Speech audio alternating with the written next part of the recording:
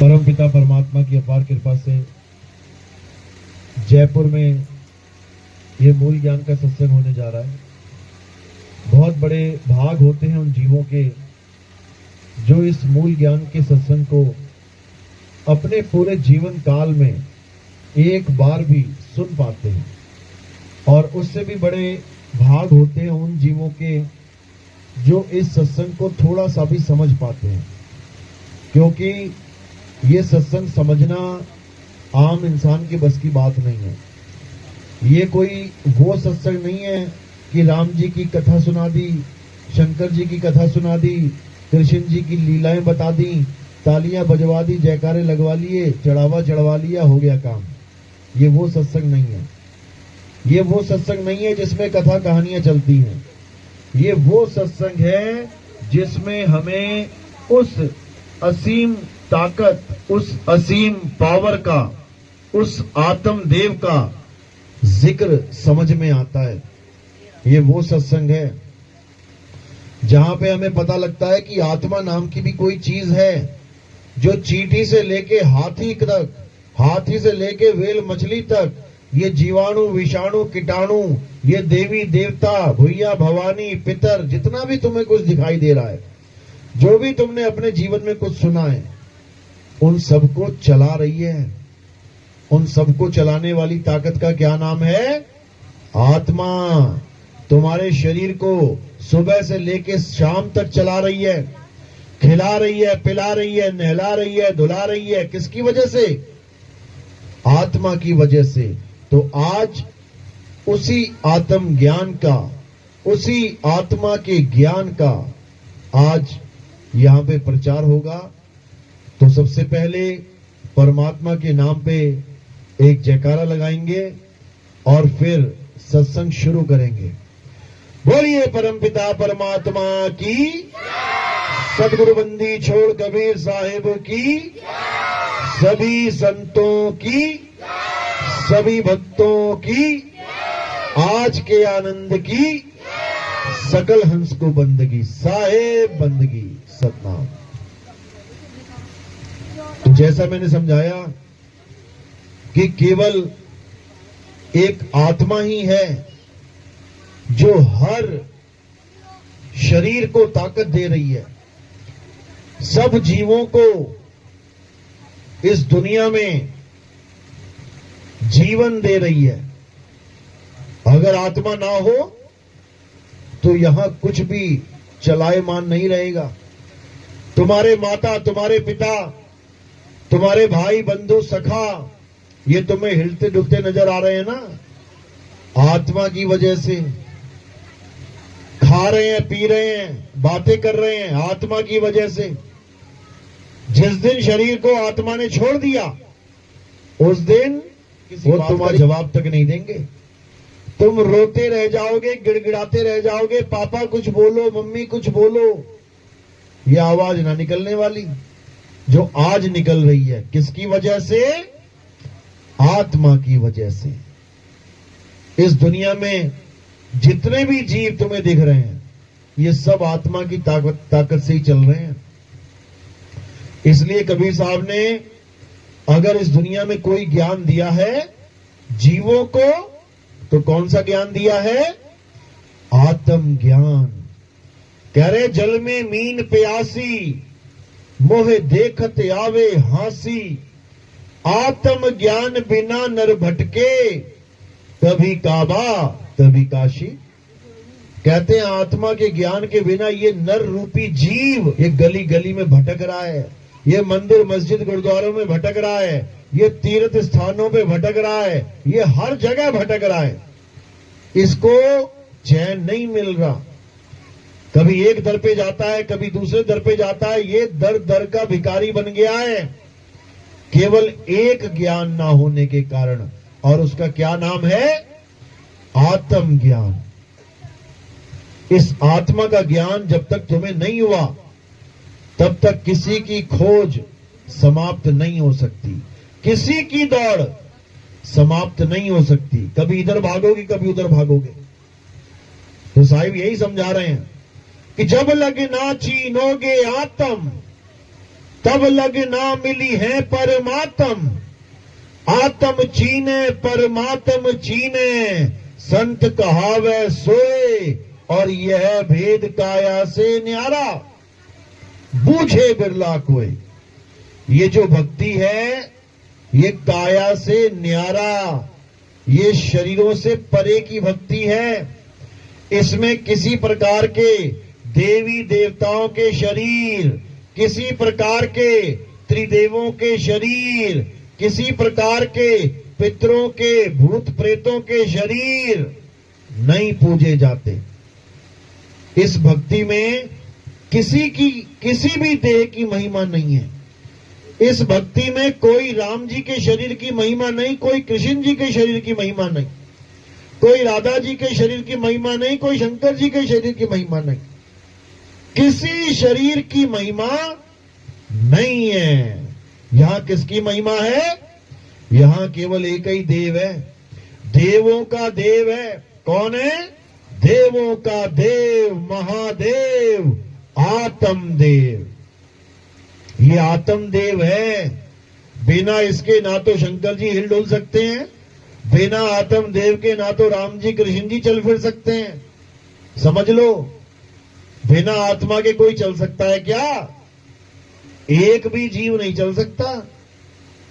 इसी आत्मा की महिमा जो भगवान कहला रहे हैं वो गाते हैं।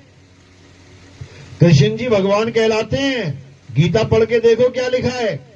हे अर्जुन, इस दुनिया में अगर कोई है तो वो आत्मा है।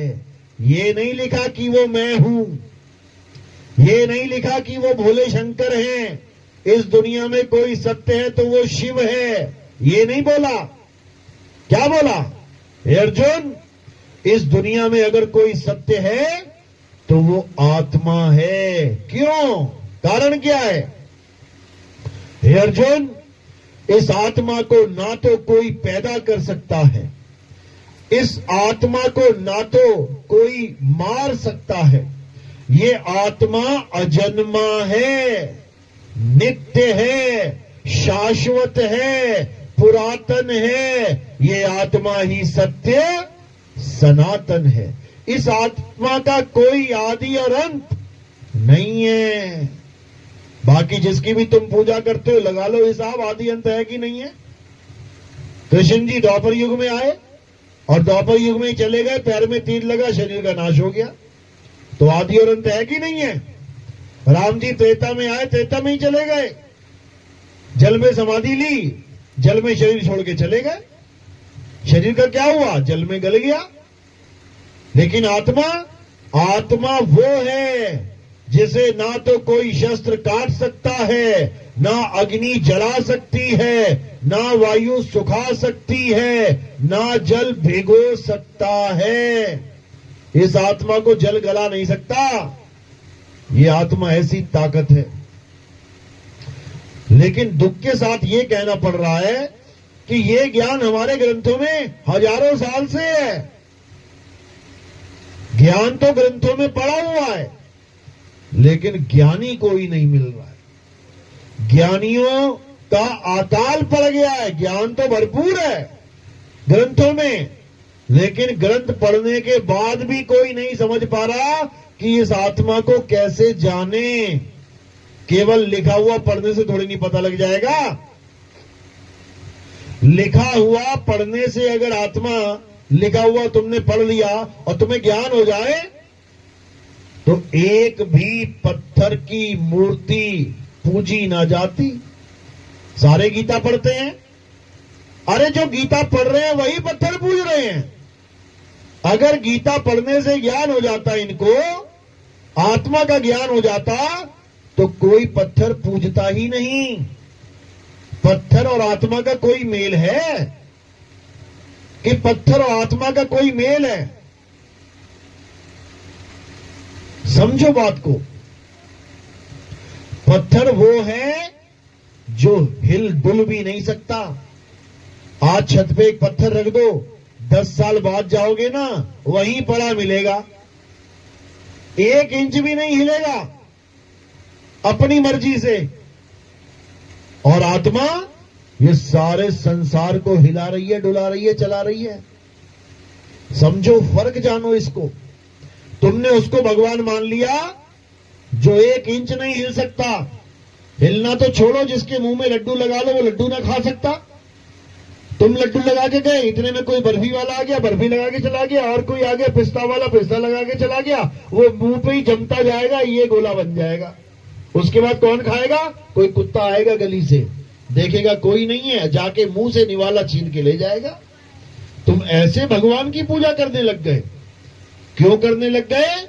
क्योंकि आत्मा का ज्ञान नहीं मिला, आत्मा की बात बताने वाला कोई नहीं मिल रहा है, इसलिए पत्थर के भगवान मान बैठा है। कबीर साहब क्या समझा रहे हैं? अरे पाथर पूजे हरि मिले तो मैं पूजूं पहाड़। अगर पत्थर पूजने से हरि मिल जाए तो मैं पहाड़ पूजूंगा, बड़ा वाला हरि मिलेगा, छोटे से पत्थर से मेरा क्या बनेगा। और वहां से ये चाकी भली जो पीस खाए संसार, उससे तो ये चक्की भली है जो कम से कम हिंदू, मुस्लिम, सिख, ईसाई, जैन, बौद्ध, पर भगवान को मानने वाला, भगवान को ना मानने वाला, सारे उससे प्रेम करते हैं। एक चक्की है गांव में, अगर खराब हो गई ना तो सबके घर में चर्चा होने लग जाएगी। अरे वो चक्की खराब हो गई, आटा पिसवाना था, अब कहां लेके जाएंगे। हर घर में ही चर्चा होने लग जाएगी। अगर 50-50 किलोमीटर तक तो और कोई चक्की ना हो, तुम्हें पता लग जाएगा चक्की की अहमियत क्या होती है। इसलिए अगर पत्थर पूजना है तो चक्की पूज लो, अच्छा रहेगा। सबके काम चल रहे हैं, लेकिन कहो कि केवल मंदिर वाला पत्थर पूजना है तो भैया कुछ होने वाला नहीं है। अरे जिसको खुद नहलाना पड़ रहा है, धुलाना पड़ रहा है, सुखाना पड़ रहा है, वो तुम्हारी इच्छाएं कैसे पूरी करेगा बताओ। अपनी इच्छा नहाने की हो रही है लेकिन नहा नहीं पा रहा है, पंडित जी आके नहला रहे हैं उसको, बताओ। अपनी इच्छा खाने की होगी, खा नहीं पा रहा है। नाक पे मक्खी बैठ गई, उड़ा नहीं पा रहा है। तुम्हारे नाक पे मक्खी बैठ जाती है, तुम्हारे होठों पे मक्खी बैठ गई, कितनी देर बैठने दोगे उसे? उसी वक्त हाथ आएगा घूम के, और भगवान के मुंह पे लड्डू लगा के चले गए, 50 मक्खी बैठ गई लड्डू के ऊपर। एक बार भी 8-8 हाथ हैं, एक हाथ भी नहीं आएगा मक्खी उड़ाने के लिए। ऐसा कैसा भगवान है भाई? इसको कैसे भगवान मान लिया?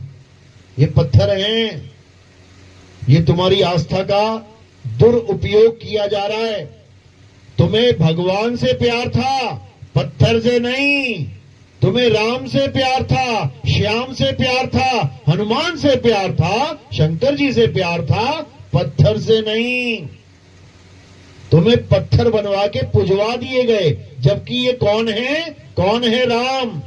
कौन है श्याम? कौन है हनुमान? आत्मा है। पढ़ो गीता में क्या लिखा है? हे अर्जुन, मैं अजन्मा हूं, मेरा कभी जन्म नहीं होता। ये हो गया सत्य स्वरूप उनका। और एक असत्य स्वरूप है, वो क्या है? हे अर्जुन, तेरे और मेरे कई जन्म हो चुके हैं, तू नहीं जानता पर मैं जानता हूं। ये कौन सा स्वरूप है? असत्य स्वरूप है। तेरे मेरे कई जन्म हो गए हैं, इसका मतलब क्या है? यानी कृष्ण जी केवल एक कृष्ण जी नहीं है कि द्वापर में आ गए कृष्ण जी, तुम उसको कृष्ण मानने लग गए हो। उसके और भी रूप हैं। कौन कौन से हैं? मत्स्य अवतार, सतयुग में जो मछली का अवतार हुआ था। कुरुम अवतार, जो कछुए का अवतार हुआ था।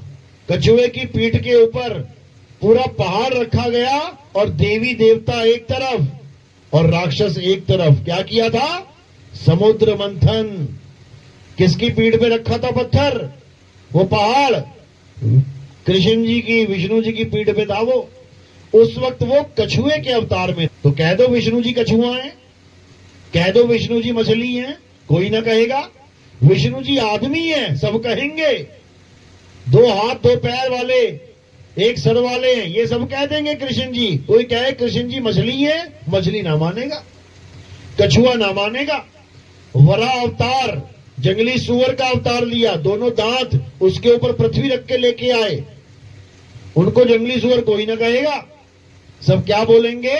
कृष्ण जी तो आदमी हैं, राधा तो औरत है, क्योंकि इनकी बुद्धि कुएं के मेंढक की तरह सीमित हो चुकी है। इनको इससे आगे का ज्ञान नहीं है कि एक रोल अदा करने आए थे इंसान जन्म का लेकर द्वापर युग में। इससे आगे उनकी बुद्धि नहीं जा रही है कि वो कछुआ, मछली, जंगली सुअर का भी अवतार लेने आए थे इसी धरती पे। समझ लो, यानी मेरे असत्य स्वरूप तो कई हैं, कईयों का जन्म हुआ, कईयों का मरण हुआ, तीर लगा पैर में, नरसिंह अवतार लिया, आधा आदमी आधा जानवर, अवतार तो ले लिया खंभा फाड़ के। अवतार का खात्मा कैसे हुआ पता है? किसने मारा उनको? तुम्हें पता भी नहीं होगा कि नरसिंह अवतार को किसने मारा, नरसिंह का संहार किसने किया। पता करके आना पंडित जी से। तो कौन है? अलख निरंजन। अलख निरंजन ने नरसिंह अवतार का खात्मा किया। ये रुक नहीं रहा था, इतना क्रोधी हो गया था, सबको मारना शुरू कर दिया इसने। राक्षसों को तो मारा मारा, ये सबके पीछे पड़ गया। तब क्या हुआ? अलख निरंजन ने इसका खात्मा कर दिया। ये ग्रंथों में लिखा हुआ है, लेकिन तुम्हें बताया नहीं जाएगा। क्यों? भगवान की पूजा करवानी है, मरता हुआ भगवान थोड़ी नहीं दिखाना है कि भगवान का भी नाश करने वाला कोई बैठा है। वही आगे चल के राम कृष्ण बन के आ रहे हैं। अब कृष्ण जी का संहार कैसे हुआ? कृष्ण जी को किसने मारा? कृष्ण जी ने कईयों का संहार किया, कईयों को मारा। उनको किसने मारा? उसको बहेलिये ने मारा, एक शिकारी ने मारा। कहां मारा तीर उसने? पैर में। क्यों मारा तीर? क्योंकि पिछले जन्म में राम बन के, कृष्ण जी ने राम बन के बाली के तीर मारा था छुप के। तीर तो रावण की भी मारा था। रावण ने आगे क्यों नहीं मारा दोबारा? क्योंकि रावण और राम का जो युद्ध था वो मर्यादित युद्ध था। दोनों बिल्कुल सही मर्यादा में लड़ रहे थे, क्षत्रिय धर्म का पूरा पालन कर रहे थे। लेकिन जब बाली के साथ राम जी का आमना सामना हुआ तो राम जी ने मर्यादा भंग कर दी। राम जी ने मर्यादा भंग कर दी। कैसे? पेड़ के पीछे छुप के दोनों भाइयों को लड़ते हुए बीच में तीर मार के उसको जान से मार दिया। ये क्षत्रियों की मर्यादा नहीं है। ये युद्ध का जो नियम है वो नहीं है कि तुम दो लोगों को, वो भी निहत्थे, आपस में लड़ रहे हो और तुम बीच में आके उनको गोली मार दो या उनको तीर मार दो। ये कोई मर्यादा नहीं है भाई, ये भंग है। और मर्यादा जो भंग करेगा उसको सजा मिलेगी। कौन देगा? अलख निरंजन। वो किसी को नहीं बख्शता। जो गड़बड़ करेगा उसको फल मिलेगा, फिर चाहे राम हो चाहे कृष्ण जी हो। तो राम जी ने जो मर्यादा तोड़ी तो बाली ने मरते मरते श्राप दे दिया राम जी को। क्या दिया? कि हे राम, जैसे तूने मुझे धोखे से मारा है, तुमने क्षत्रिय धर्म को भंग किया है, वैसे ही मैं तुम्हें एक दिन तीर मारूंगा। ये कह के चला गया। अब जो श्राप दिया वो तो लगना ही है। ये श्राप ना छोड़ता पीछा। कितने युग तक पीछा किया श्राप ने? एक युग तक। एक युग के बाद राम जी आए कृष्ण बन के, श्राप ने पीछा ना छोड़ा। और तुम सोच रहे हो मैं भगवान जी की पूजा करता हूं, मुझे कोई श्राप नहीं लगेगा और मुझे कोई दुख नहीं आएगा। अब भगवान जी का श्राप पीछा नहीं छोड़ रहा, तेरा कैसे छोड़ेगा? तुम सारी दुनिया को दुखी कर रहे हो, सोच रहे हो मैं तो पूजा करता हूं खाटू श्याम की, हारे का सहारा खाटू श्याम हमारा। वो तो एक राक्षस था जिसका गला कृष्ण जी ने पहले ही कटवा लिया। राक्षस था कि नहीं था वो? तुम राक्षस के सहारे बैठे हो बचने के लिए, यहां कृष्ण जी को तीर खाना पड़ रहा है, कौन बचाएगा तुम्हें? पता है ना खाटू श्याम कौन थे? कौन थे? राक्षस थे, हिडिंबा के। कौन था हिडिंबा के? पोते। हिडिंबा कौन थी? राक्षसनी थी, तुम्हारे राजस्थान की थी वो। तुम्हारे ही राजस्थान की थी। जहां वो मिली थी मैं गया था वहां पे, मैं यही देख रहा था मुझे ना मिल जाए कहीं कोई हिडिंबा। तो वो भीम को मिली थी, भीम ने उस राक्षसनी से शादी कर ली। तो सोचो यार, राक्षसनी से शादियां हो रही है और तुम कह रहे हो कि राक्षस बड़े बेकार होते हैं, गंदे होते हैं। वो शादियां करके बैठे हैं पांचों पांडवों में से एक, और तुम्हें लग रहा है राक्षसनी बड़ी गंदी चीज होती होगी। समझो, तो राक्षसनी से जब ब्याह हो गया भीम जी का, तो एक लड़का पैदा हुआ। क्या नाम था उसका? घटोत्कच। अब ये आगे जो खाटू श्याम है, ये घटोत्कच का लड़का है। समझो, घटोत्कच भी राक्षस योनि में है, समझ लो। तो हमारा स्तर इतना नीचे गिर गया है कि अगर कोई राक्षस को वरदान मिल जाए तो हम उसे भी भगवान की तरह पूज रहे हैं। रावण को भी मिला था, उसको भी पूज लो, उसको भी पूज लो। वो भी बहुत सारे वरदान लेके बैठा हुआ है शंकर जी से, उसको भी पूज लो। ये सब क्यों हो रहा है हमारे साथ? क्योंकि हमें आत्मा का ज्ञान नहीं है।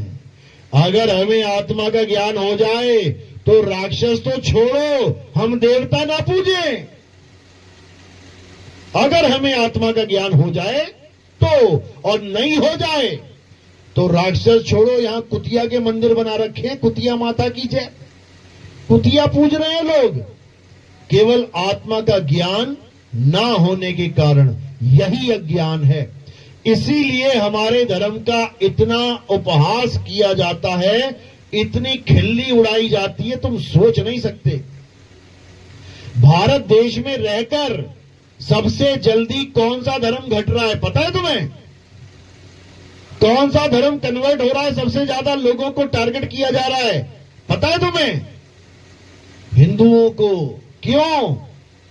क्योंकि वो ज्ञान रख के बैठे ही नहीं है अपने पास, वो अज्ञानता में जी रहे हैं। जो कोई बता देता है उसको भगवान मान के पूजने लग जाते हैं। अरे किसी को भी भगवान मान के पूजने से वो भगवान नहीं हो जाता। भगवान को भगवान जान के पूजो, बात तब बनेगी। तो सबसे बड़ा भगवान कौन है? आत्मा ही सबसे बड़ा भगवान है।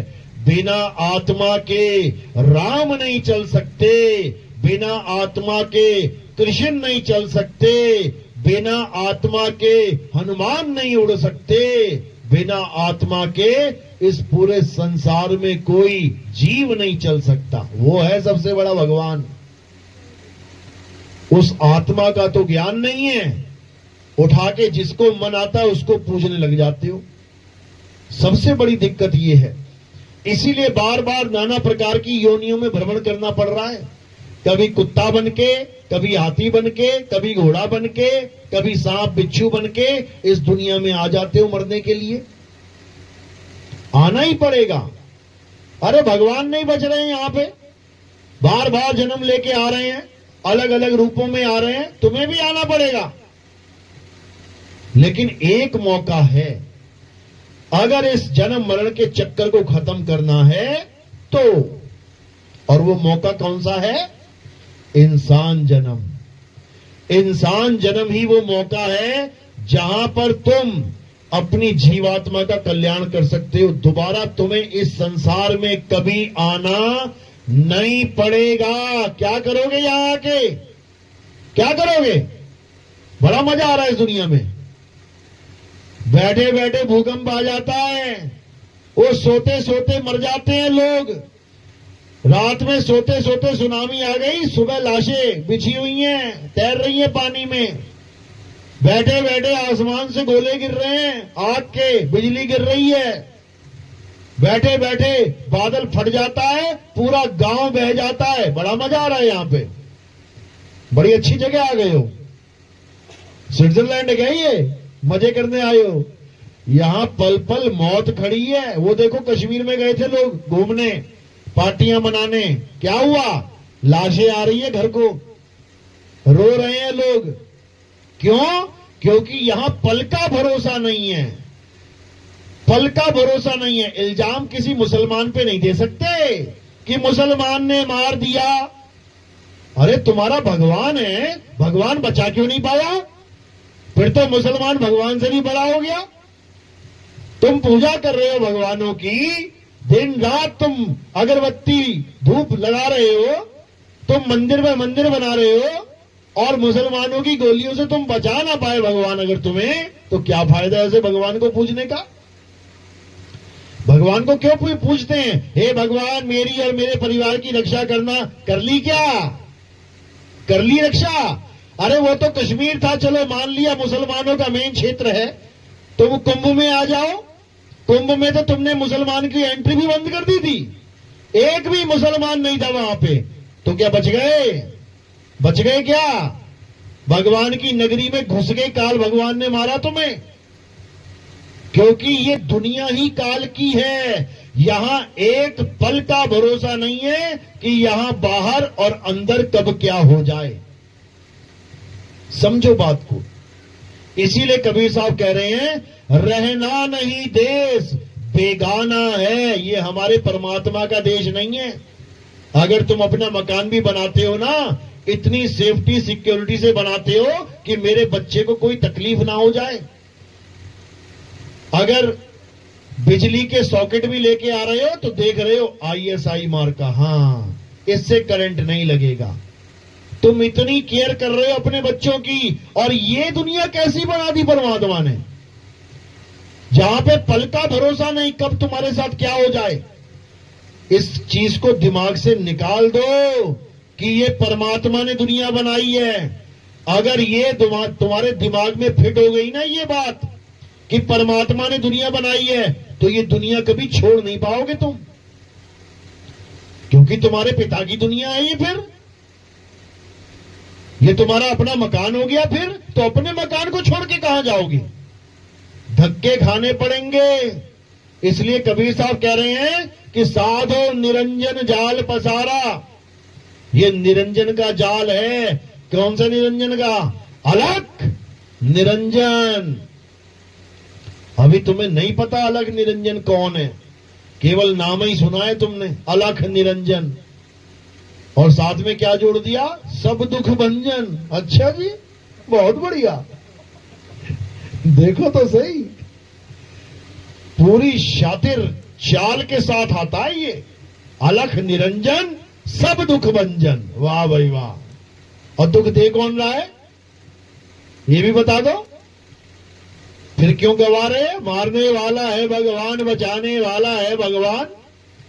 सारे दुख तुम्हारे वही काट रहा है, तो दुख दे कौन रहा है? वही दे रहा है। सारे कर्मों का फल कौन दे रहा है? वही दे रहा है। कर्म करवा कौन रहा है? वही करवा रहा है। सबके अंदर बैठा हुआ है ये अलख निरंजन। तुम्हारी गाड़ी की स्टीयरिंग उसके हाथ में है, जहां चाहे मोड़ देता है। जाना और दिल्ली, पहुंचा पंजाब देता है ये, समझ लो। देख लो, जाके पूछ लो जेल में जितने बैठे हैं, हाँ भैया तू जेल में कैसे आ गया? अरे अच्छा खासा खेतों में जा रहा था, पता नहीं बुद्धि कैसे भ्रष्ट हो गई, किसके पास चला गया, झगड़ा हो गया, मैंने पत्थर मारा, बंदा मर गया। बताओ, जा रहा था खेतों में और पहुंच गया किसी का कत्ल करने के लिए। बताओ, समझो क्यों? क्योंकि स्टीयरिंग किसी और के हाथ में है। कौन है वो? अलख निरंजन, यानी तुम्हारा अपना मन। यही है अलख निरंजन।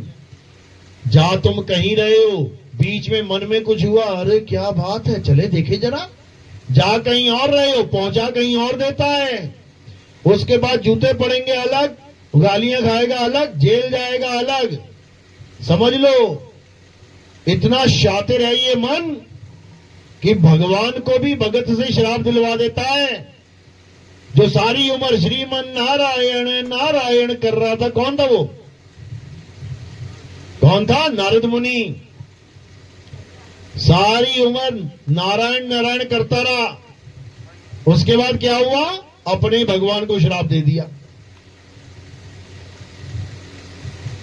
अपने भगवान को श्राप दे दिया कि हे विष्णु जी, जैसे तुमने मुझे एक स्त्री के लिए परेशान किया है, तुम भी स्त्री के लिए 14 साल भटकोगे।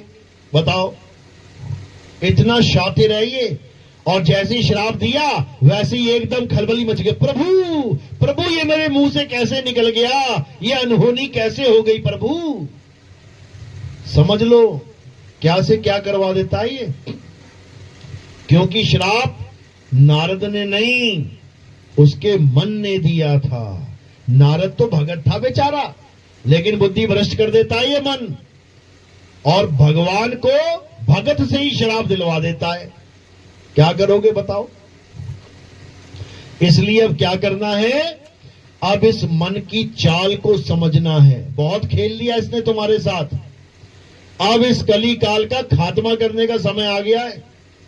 इसी को कली काल कहते हैं। यही है जो चारों युगों में राजा बन के बैठा है। कई लोग कहते हैं कली काल कलयुग से भाग के सतयुग में चला जाएगा। तो खुद दिमाग लगा लो कि जब चारों युगों में ट्रेवल कर सकता है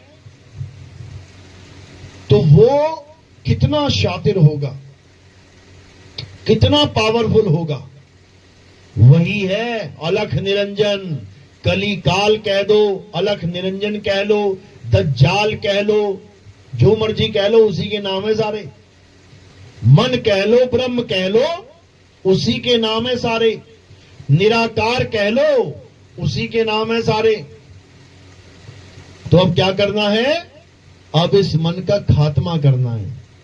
कैसे करेंगे? पहले इसको पहचानेंगे अच्छे से, ये है क्या। जब पहचान में आ जाएगा ये, उसके बाद खात्मा आराम से हो जाएगा। तो साहिब समझा रहे हैं, मन को मार गगन चढ़ जाई और मान सरोवर पैठ नहाई।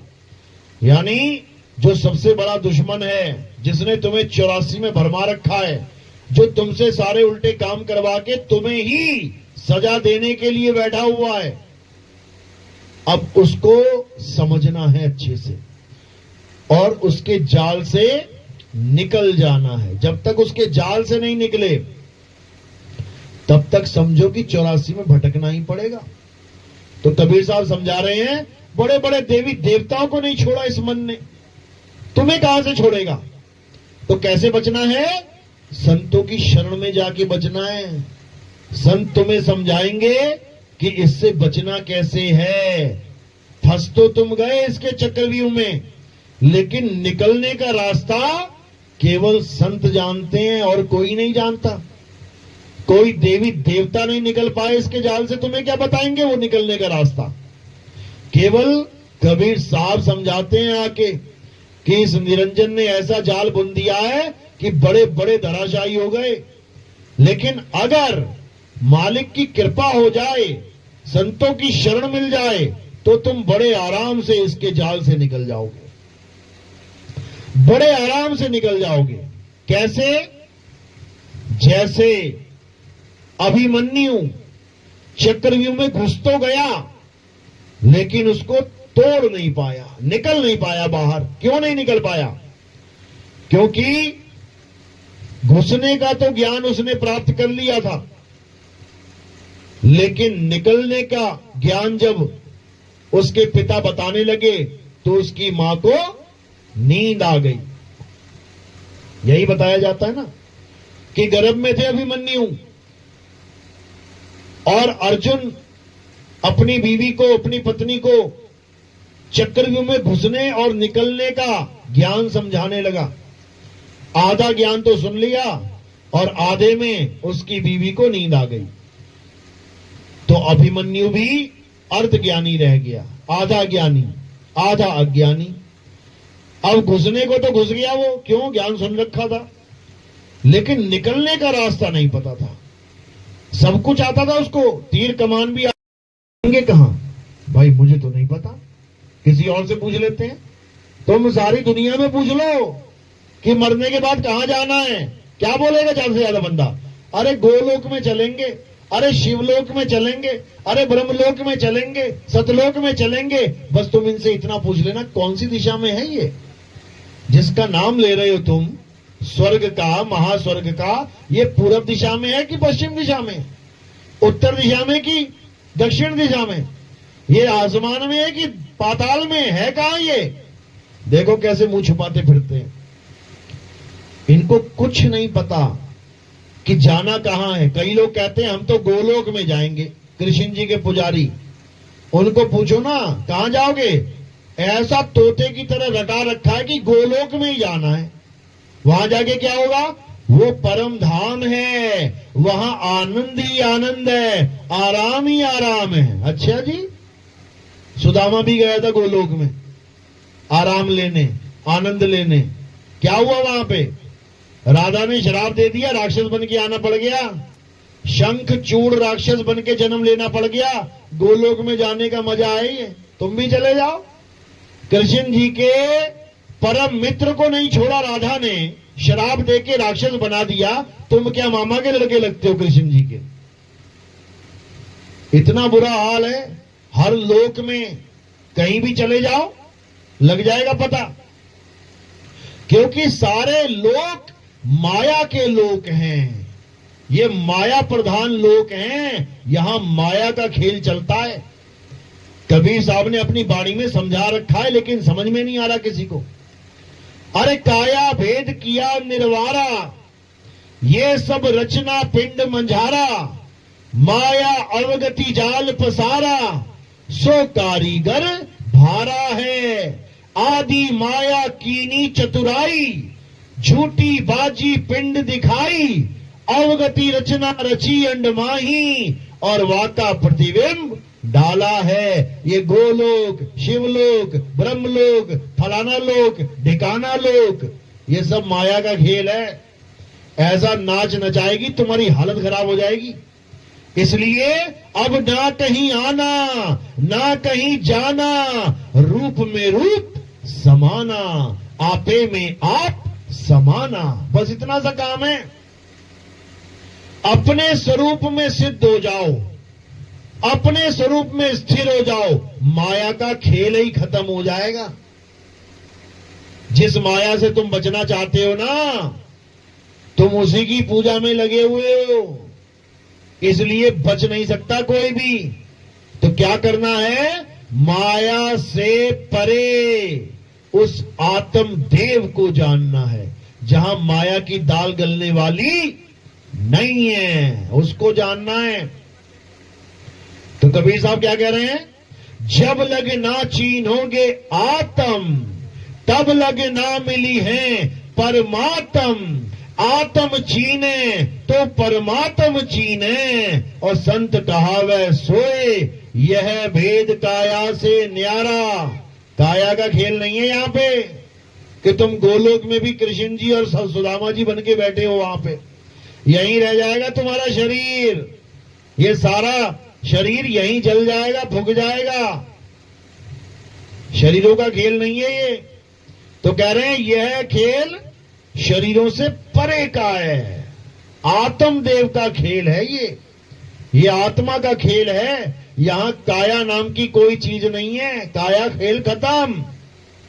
तो कबीर साहब यही समझा रहे हैं, तुम्हें तुम्हारा असली स्वरूप बता रहे हैं। क्या स्वरूप है तुम्हारा? ये आदमी औरत मत मान लेना अपने आप को, मैं आदमी हूं, मैं औरत हूं। क्या है आदमी औरत? ये हड्डी का ढांचा, ये मांस के लोथड़े चीथड़े, ये किडनी लीवर, ये सारा सिस्टम अंदर फिट कर दिया, ऊपर से खाल चढ़ा दी बढ़िया, गोरी गोरी काली काली भूरी भूरी, और लगा दिए बाल बढ़िया स्टाइलिश, और बन गए तुम। ये तुम नहीं हो, ये तुम नहीं हो। ये क्या है? ये हार्ड मांस का मल मूत्र का भांड है, ये भांडा बोलते हैं जिसे, बर्तन। ये तुम नहीं हो। तुम क्या हो? शब्द हमारा, तू शब्द का, अरे सुन मत जा सरक, और जो चाहे निज रूप को, तो शब्द ही ले परख। अगर अपने आप को जानना चाहता है तो पहले तो इस मल मूत्र के भांड को अपना स्वरूप मानना बंद कर दे। यहां पर ऐसे ऐसे संत बैठे हैं जो बड़ी बड़ी बातें करेंगे, बताएंगे तुम मल मूत्र के भांड नहीं हो, और उसके बाद भगवान किसे बता देंगे? कृष्ण जी और राधा जी को। मल मूत्र के भांड वो नहीं है क्या? बिना मल मूत्र के रहते थे इस दुनिया में। खुद को आत्मा समझ रहा है और भगवान को मल मूत्र का भांड बना के रख दिया इन लोगों ने। जबकि कृष्ण जी कौन है?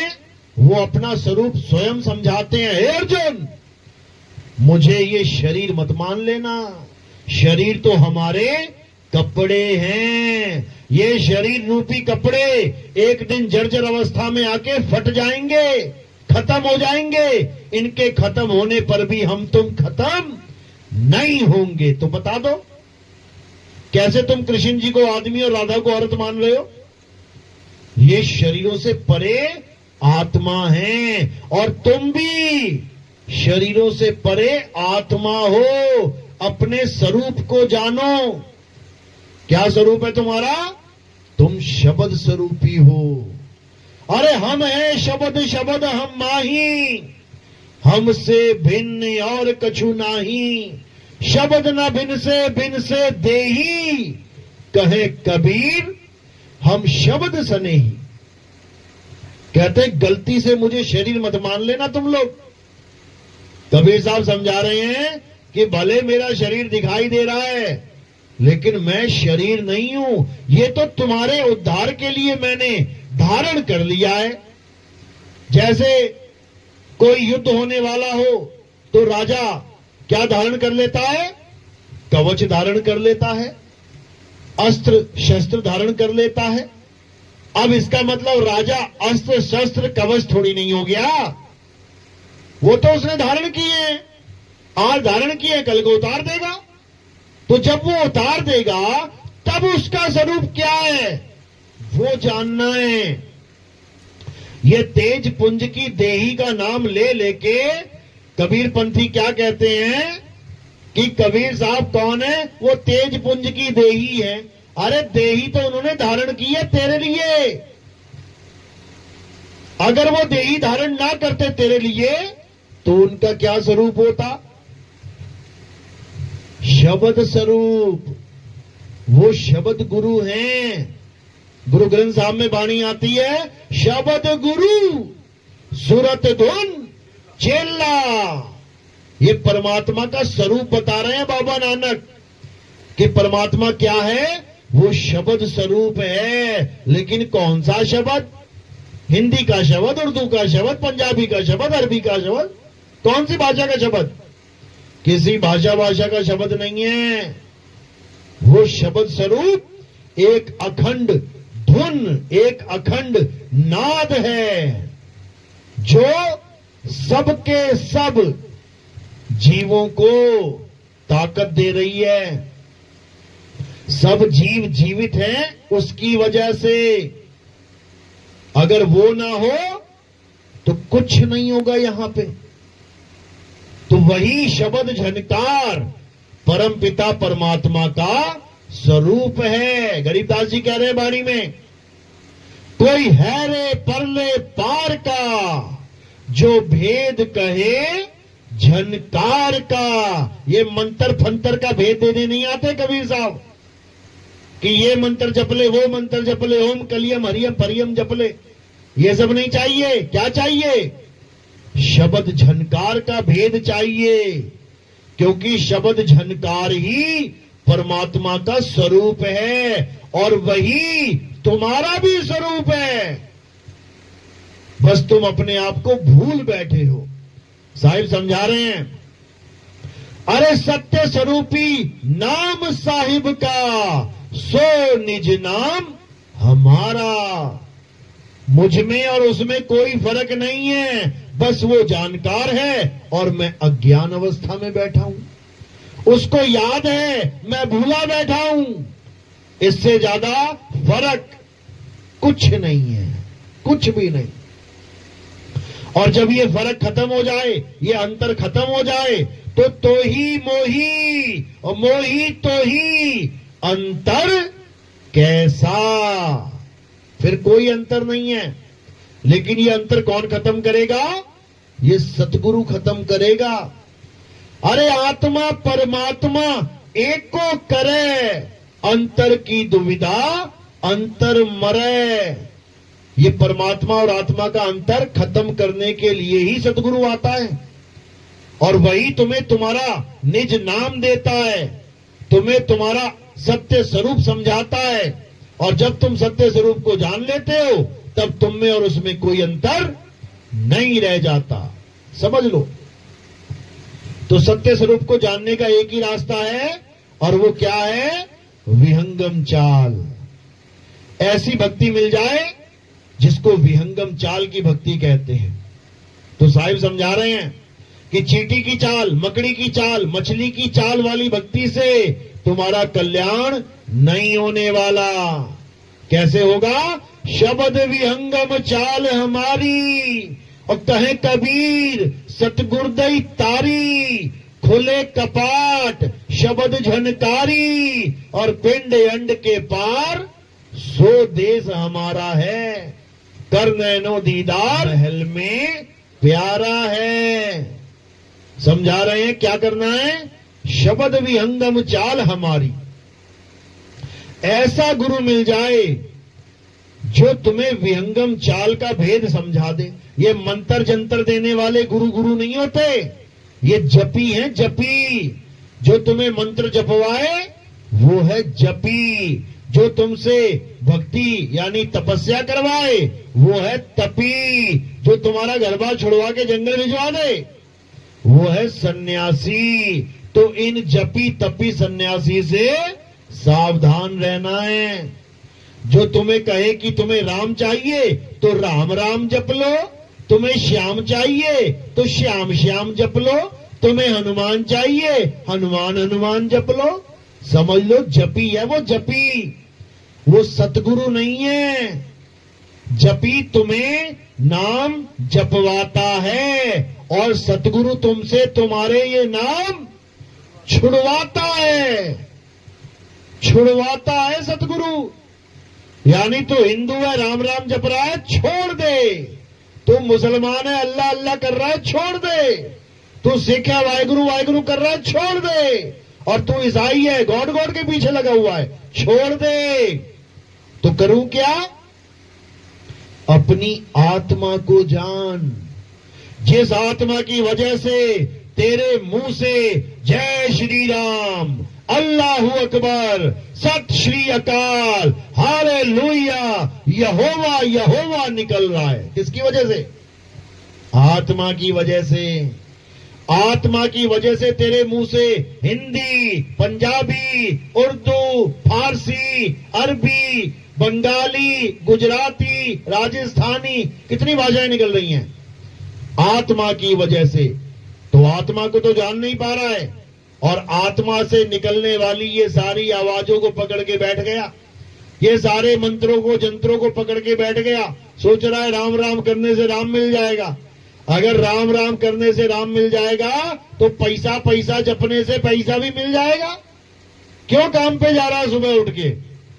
पैसा पैसा कर ले, धन धन कर ले, काम बन जाएगा? नहीं करेगा कभी।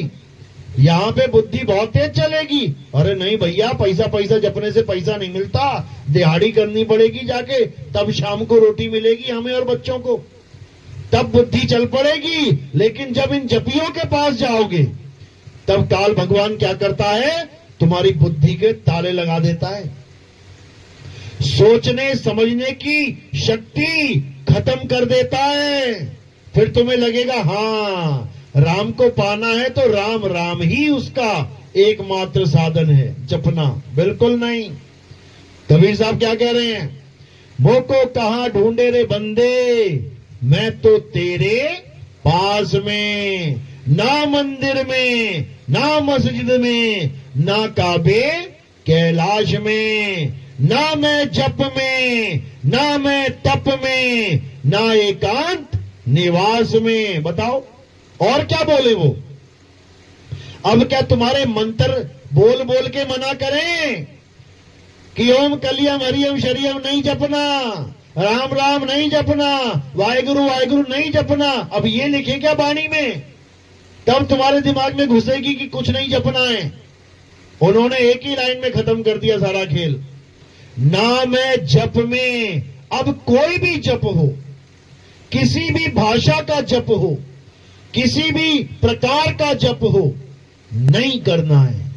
नाम है तप में। अब चाहे एक टांग पे खड़े होने वाला तप हो, अब चाहे भूखा रहने वाला तप हो, अब चाहे एक हाथ उठा के, देखा ना बाबा, एक हाथ उठा के गालियां दे रहा था सबको, एक हाथ उठा के, चाहे वो तप क्यों ना हो, चाहे पेड़ पे उल्टा लटकने वाला तप क्यों ना हो, चाहे कैसा भी तप क्यों ना हो, एक ही लाइन में खत्म।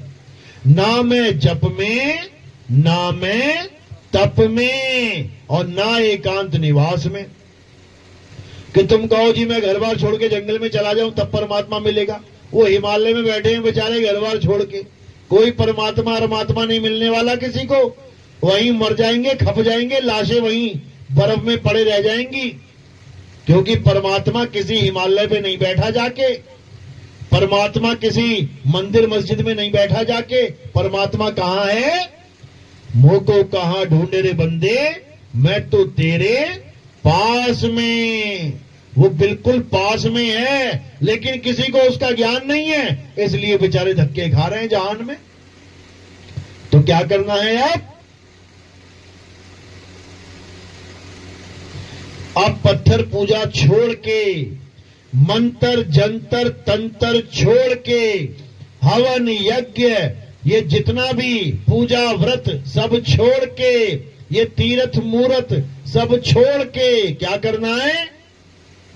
अब आत्म ज्ञान को जानना है, आत्म ज्ञान की बात करनी है। अब आत्मा में रमण करना है। अध्याय 3 17वां श्लोक क्या कहता है गीता का? हे अर्जुन, जो अपनी आत्मा में रमण करते हैं, जो अपनी आत्मा में तृप्त हैं, जो अपनी आत्मा में संतुष्ट हैं, उनके लिए कोई धार्मिक कर्म कर्तव्य लागू ही नहीं होता। वो एक बार भी मंदिर ना जाए सारी उम्र, एक बार भी फूल ना चढ़ाए शिवलिंग पर, एक बार भी दूध ना चढ़ाए शिवलिंग पर, उनको कोई नास्तिक नहीं कह सकता। क्यों? क्योंकि वो आत्मज्ञानी हैं। उनके ऊपर कोई फार्मूला लागू नहीं होता तुम्हारे धर्म का। अगर मुसलमान आत्मज्ञानी है तो मस्जिद जाने की जरूरत नहीं, कलमा पढ़ने की जरूरत नहीं, 5 टाइम की नमाज पढ़ने की जरूरत नहीं। अगर सिख आत्मज्ञानी हो जाए, उसको किसी गुरुद्वारे में जाने की जरूरत नहीं, उसको किसी बाणी कि कोई कहे कि बाणी ही पढ़ के मुक्ति होगी, किसी बाणी की जरूरत नहीं। अगर कोई ईसाई है, उसे किसी चर्च में जाने की जरूरत नहीं, उसे किसी ईसा मसीह की पूजा करने की जरूरत नहीं है। क्यों? क्योंकि वो अपनी आत्मा को जान लेते हैं। और परमात्मा का वास कहां है? तुम्हारी आत्मा में ही है। गुरु ग्रंथ साहब में क्या बोला गया है? अगर राम को पाना है तो कहां ढूंढो? आत्म में राम, राम में आत्म, चीनस गुरमुख विचारे। कि तुम्हारी आत्मा में राम छुपा हुआ है, उसको जान ले। उसके बाद राम में आत्म, उसी में रमण कर ले। ये दोनों एक हो जाएंगे, कोई जुदा नहीं कर पाएगा। तब समझना कि हां, अब कल्याण होगा, अब इस जन्म मरण का खेल खत्म होगा, अब जाके मुक्ति मिलेगी।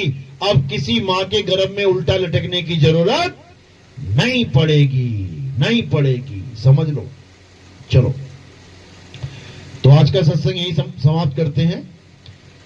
उम्मीद है कि आपको कुछ बात समझ में आई होगी, क्योंकि ये सारी दुनिया से बिल्कुल अलग ज्ञान है। सारी दुनिया जो पकड़ाती है, हमारे पंथ में वो सब छुड़वाया जाता है। इसलिए लगता है ये तो उल्टी कहानी चल पड़ी है यहां पे, जबकि कहानी सीधी ये है। बाकी जगह कहानी उल्टी चला रखी है लोगों ने। तो इस ज्ञान को और समझना चाहते हैं तो हमारे सत्संग YouTube चैनल कहत कबीर सुनो भाई साधो, नितिन दास लिख देना। जब ये लिख दोगे तो वहां पर मेरी ही फोटो लगी होगी गोल सी, उसको आप सत्संग सुनना शुरू करो। 1 नंबर से सत्संग सुनना शुरू करोगे, 1 2 3 4 5 6 करते करते करते तुम्हारे अंदर एक ऐसा प्रकाश आ जाएगा, ऐसा ज्ञान हो जाएगा कि उसके बाद अज्ञान नाम की चिड़िया कहां फुर्र हो गई ये तुम्हें खुद नहीं समझ में आएगा। ऐसा दिव्य ज्ञान हो जाएगा, यानी आत्मा के अलावा फिर तुम किसी को सत्य नहीं मान सकते। क्यों? यही अटल सत्य है कि आत्मा के अलावा बाकी सब झूठ है, असत्य है, समझ लो।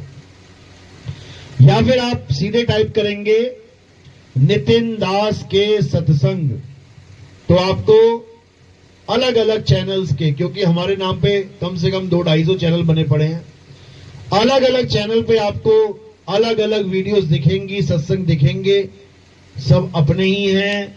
ध्यान से सुनना, बात को समझना, 101% कल्याण होगा, मालिक की कृपा होगी। इन्हीं शब्दों के साथ मैं सत्संग को विराम देता हूं।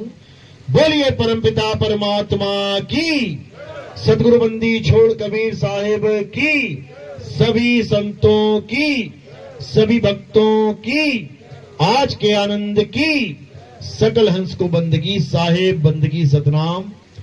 और एक इंफॉर्मेशन देना चाहूंगा कि कबीर प्रगट दिवस जो जून में है वो गाजियाबाद में निर्धारित किया गया है, और गुरु पूर्णिमा जो जुलाई में है वो जोधपुर में इसका निर्धारण किया गया है।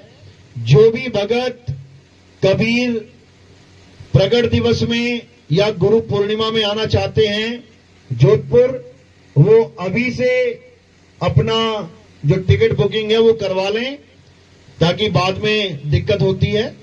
तो इन दोनों जगह पे जो भी आना चाहता है वो इस महापर्व में शामिल हो सकता है।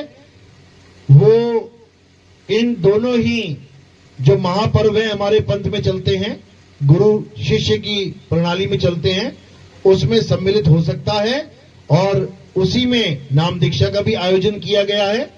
पहली और दूसरी दीक्षा वहीं दी जाएगी। तो जो भी आना चाहते हैं उनका भव्य स्वागत है।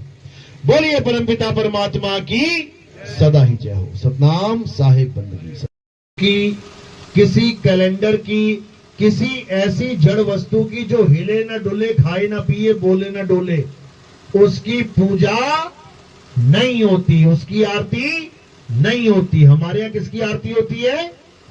जीवित गुरु की, जिंदा गुरु की, जो तुम्हें ज्ञान समझा सकता है। मूर्ति तुम्हें ज्ञान समझा देगी क्या? मूर्ति के आगे ग्रंथ रख देना, कहना मुझे बता दे क्या लिखा है इसमें, बता देगी क्या?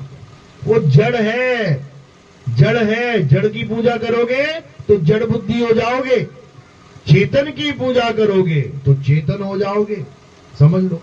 तो हमारे यहाँ जीवित गुरु की पूजा होती है, आत्मदेव की पूजा होती है, उसकी आरती होती है। कैसे करनी है? थोड़े से फूल उठाने हैं, मेरे सिर के ऊपर रख देने हैं। हमारे यहाँ फूल सिर पे क्यों रखवाए जाते हैं? क्योंकि हमारा जो शरीर है, जड़ शरीर, कहां से कहां तक है? पैर के अंगूठे से लेके सिर की चोटी तक। तो ये फूल कहां रखे आपने? काया से परे, यानी ये आत्मदेव को समर्पित हो गए। काया का खेल नहीं रहा। अब आपने फूल सिर पे रख के थाली से आरती घुमा लेनी है। ये आत्मा की आरती होती है, ये जीवित मूर्ति की आरती है। ये भी एक मूर्ति है। कहते भी है संत महात्मा, कितनी मूर्तियां आई हैं, लोगों को मूर्ति बोल देते हैं। क्यों? ये भी मिट्टी तो है, मूर्ति भी मिट्टी की होती है, लेकिन वो मुर्दा है और ये जीवित हुई पड़ी है। इसलिए हमारे यहाँ जीवित गुरु की आरती होती है, आत्मदेव की आरती होती है। कोई प्रचार प्रसार में योगदान करना चाहता है, कोई सेवा करना चाहता है, तो वो कहां रखना है आपने? केवल और केवल पैरों में।